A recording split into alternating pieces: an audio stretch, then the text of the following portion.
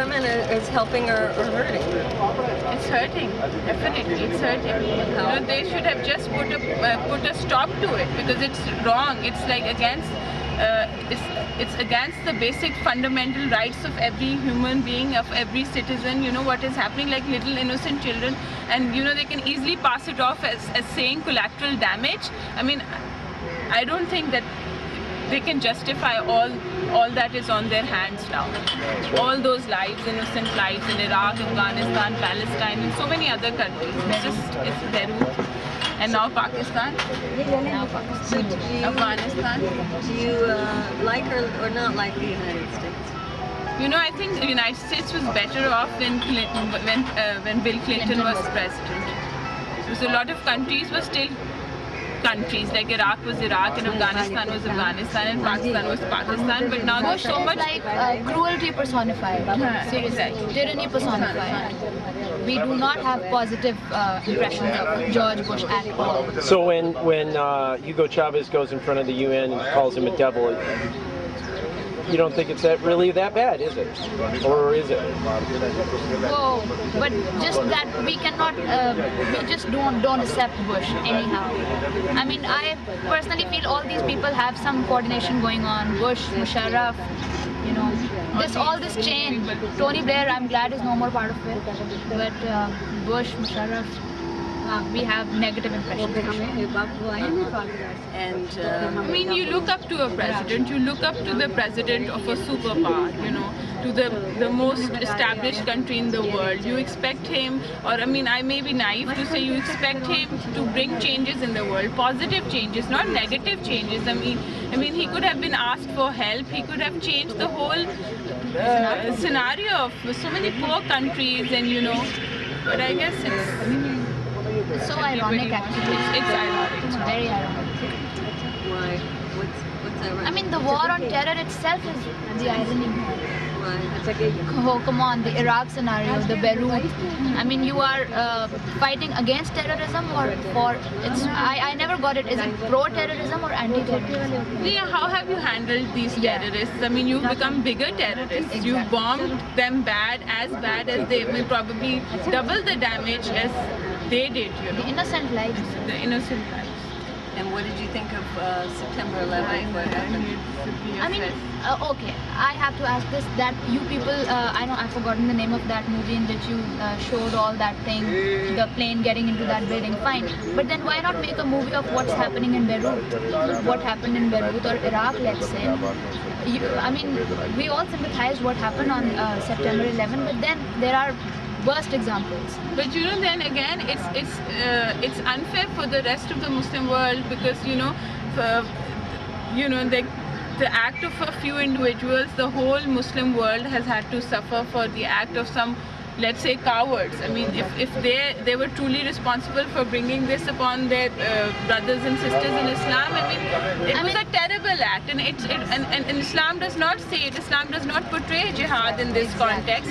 This is not what is meant by jihad, to go and bomb off two buildings. I mean, just look how much. Are absolutely two different. Islam and fanaticism. Both these things have nothing to do, and I just wonder that why is the entire Muslim world penalized for, let's say, Osama bin Laden, right? I was watching this movie Osama the other day, in which a 12-year-old girl is married to an old man, and the children reading Quran. Now we are also Muslims, we also read Quran, we have the same book, but then why are we penalized, the entire Muslim world? You cannot portray us in bad colors. All the Muslims are not like that. Islam is a religion of patience, tolerance. Nowhere we have this. I mean, Islam itself means peace. Yes. And the literal meaning is peace. The literal meaning is so peace. if these people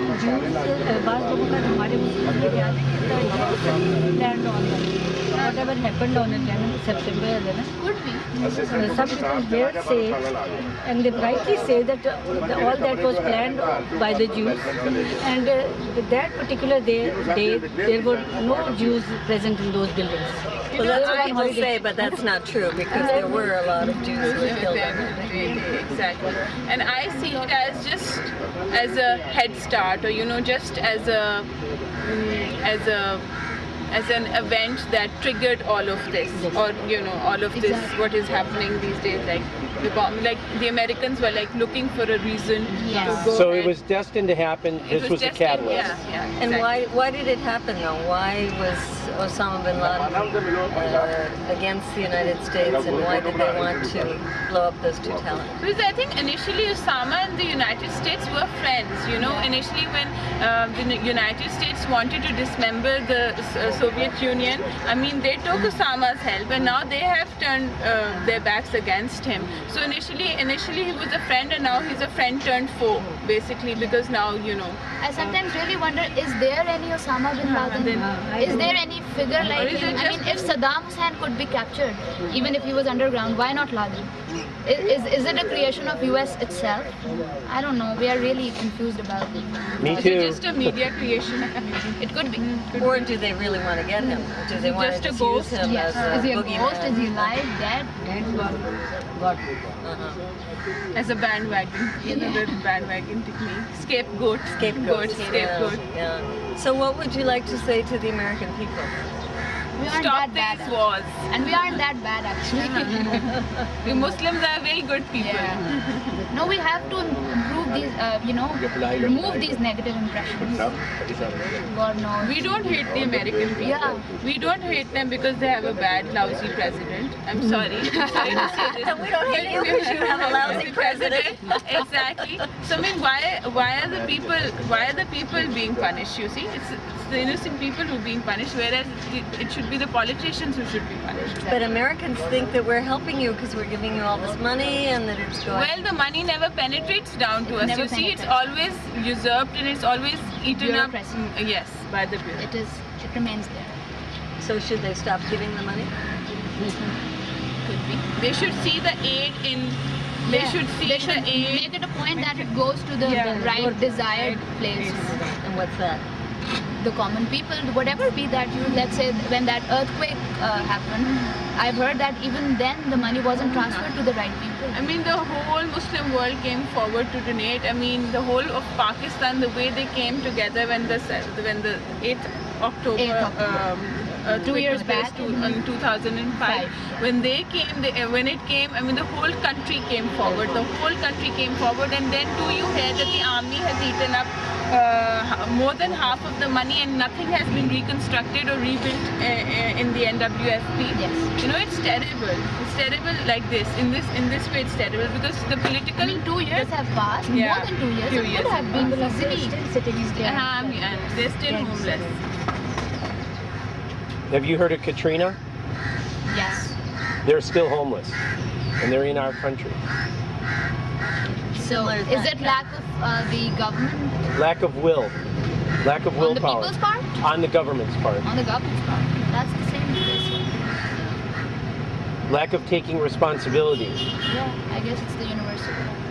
Well, no, it's not, because there are examples in other places where after tragedies, the government really plays a positive Both the role. government and the public have to come at it. Well, I think the government cannot be handled, cannot be trusted with all of this aid money that flows in from all this.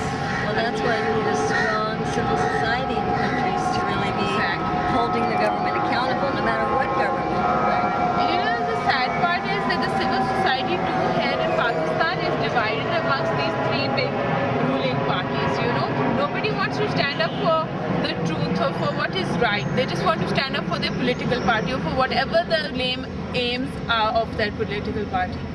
But I think there are the civil There should be society parts that are independence. separate from the political parties. Like right now, Like the independence, students or yeah. the and Human rights act. a lot of people. Yeah.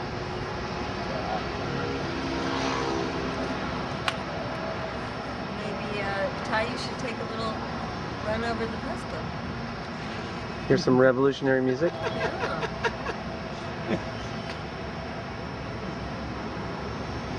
And is there something in front of the GEO headquarters Yeah, regularly? of course.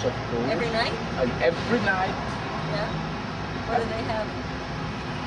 Actually, till after the 10th November, every night is colorful. Sorry, Yeah. every night is colorful. As far as the peoples do come they raise slogans, they raise demands, they stay at their